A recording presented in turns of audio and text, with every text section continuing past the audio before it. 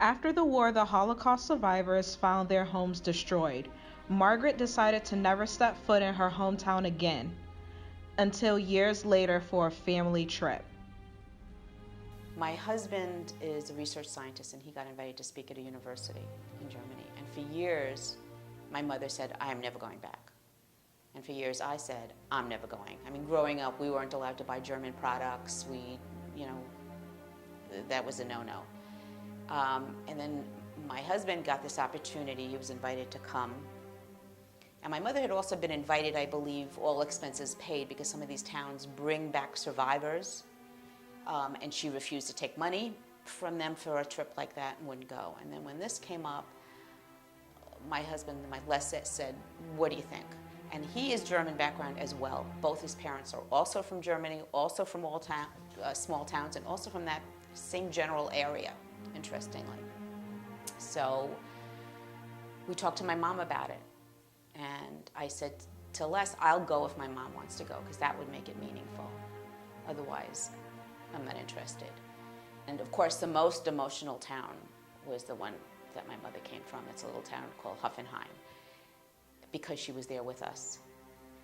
And she had told us ahead of time that there were some people who probably still lived there, contemporaries of hers, who were really mean to her in school, and she had no interest in seeing them or meeting with them.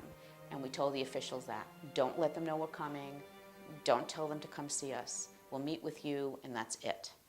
So when we went to her town, we walked around, and she could remember who lived in every single house, and she could remember the train schedule, what time the train left. It was interesting how much detail she remembered. And we met with the officials, who were very interested in hearing her story. That was in the town hall, I believe. And she gave them her history. She told them everything she went through, and she really pulled no punches.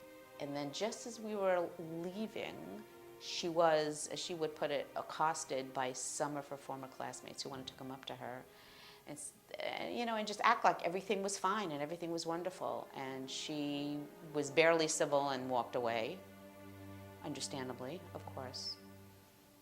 But it was quite an emotional day. It was like an emotional roller coaster for me. I mean, part of me was glad to be there and visualize where her house, I got to see her house, not inside, but the outside of the house, where she grew up, where things were located, where her friends lived. And part of me, of course, didn't want to have anything to do with anybody, certainly over a certain age.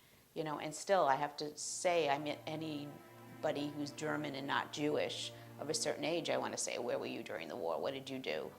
It's my gut reaction. It made me more proud, if anything, to be Jewish and to stand up for being Jewish and to feel good about surviving. We just actually had a party. I'm turning 65 in a couple of weeks. And so we had my mom and all my kids and grandkids and my sister and all her grandkids for a party, but like a brunch. And 35 people. And I think, wow, the Germans didn't succeed in wiping out our family, and how great is that? I have her tapes. I have copies of her tapes. And to me, it's important. My children have all seen them.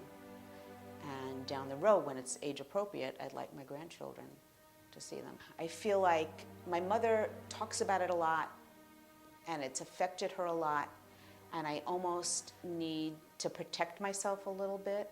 I